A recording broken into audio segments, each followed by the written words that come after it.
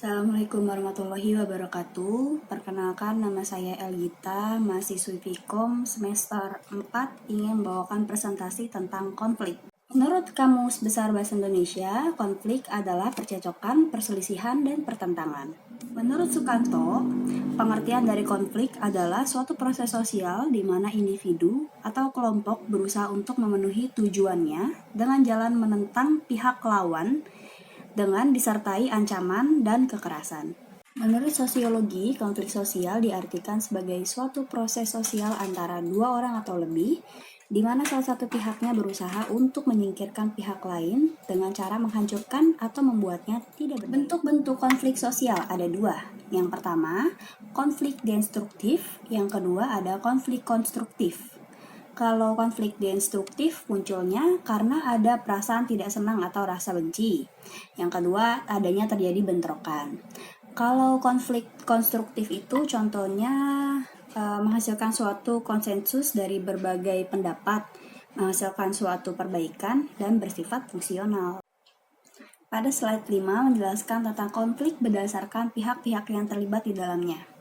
Ada 6. Yang pertama yaitu konflik dalam diri individu. Yang kedua konflik antar individu. Yang ketiga konflik antar individu dan kelompok. Yang keempat konflik antar kelompok dalam organisasi yang sama. Yang kelima konflik antar organisasi. Dan yang terakhir adalah konflik antar individu dalam organisasi yang berbeda. Yang pertama ada prakonflik, yang merupakan periode di mana terdapat suatu ketidaksesuaian sasaran antara dua pihak atau lebih sehingga timbul adanya konflik. Lalu yang kedua ada konfrontasi. Pada saat ini, konflik menjadi terbuka jika hanya satu pihak yang merasa ada masalah, mungkin para pendukungnya mulai melakukan demonstrasi atau perilaku konfrontatif lainnya. Ada krisis.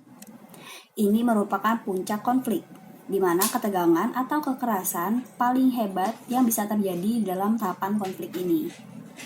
Selanjutnya ada akibat.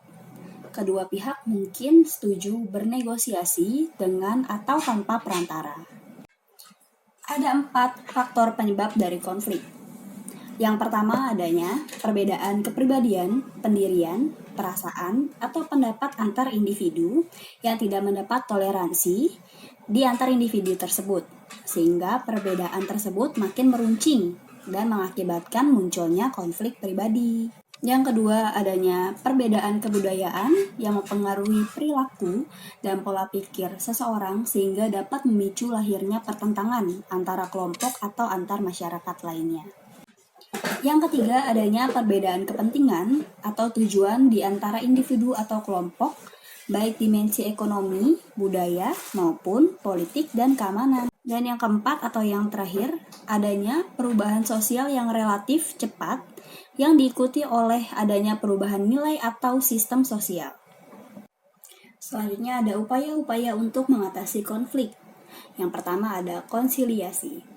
Pengendalian semacam ini terwujud melalui lembaga-lembaga tertentu yang memungkinkan tumbuhnya pola diskusi dan pengambilan keputusan-keputusan di antara pihak-pihak yang berlawanan mengenai persoalan-persoalan yang mereka pertentangkan. Selanjutnya ada mediasi. Bentuk pengendalian ini dilakukan bila kedua belah pihak yang bersengketa bersama-sama sepakat untuk memberikan nasihat-nasihatnya tentang bagaimana mereka sebaiknya menyelesaikan pertentangan mereka sendiri. Selanjutnya ada arbitrasi. Seorang arbiter memberi keputusan yang mengikat kedua belah pihak yang bersengketa. Pada artinya keputusan seorang hakim harus ditaati. Apabila salah satu pihak tidak menerima keputusan tersebut, maka ia dapat naik banding kepada pengadilan yang lebih tinggi sampai instansi pengadilan nasional yang lebih tinggi. Dan yang terakhir adalah perwasitan. Dalam hal ini, kedua belah pihak yang bertentangan bersepakat untuk memberikan keputusan-keputusan tertentu untuk menyelesaikan konflik yang terjadi di antara mereka. Ada 2 dampak positif dari adanya konflik. Yang pertama, bertambahnya solidaritas intern dan rasa in-group pada suatu kelompok. Dijelaskan apabila terjadi pertentangan antara kelompok-kelompok, solidaritas antar anggota di dalam masing-masing kelompok itu akan meningkat sekali. Solidaritas di dalam suatu kelompok pada situasi normal sulit berkembang. Akan langsung meningkat pesat jika terjadinya konflik dengan pihak-pihak luar. Dan selanjutnya, menjadikan yang pasif menjadi aktif. Konflik di masyarakat ini biasanya akan menggugah warga masyarakat yang semulanya pasif akan menjadi aktif. Karena mereka ikut di dalam konflik tersebut, jadinya ada suatu perdebatan yang membuat warga sekitar menjadi aktif untuk lebih menyuarakan pendapatnya akan konflik atau perdebatan tersebut. Pada slide terakhir ini menjelaskan beberapa poin dari dampak negatif dari adanya konflik. Ada 3. Yang pertama, hancurnya kesatuan kelompok. Jika konflik ini tidak berhasil diselesaikan, pasti tentu akan menimbulkan kekerasan atau peperangan, dan kelompok tersebut pastinya akan mengalami kehancuran. Yang kedua, adanya perubahan kepribadian individu.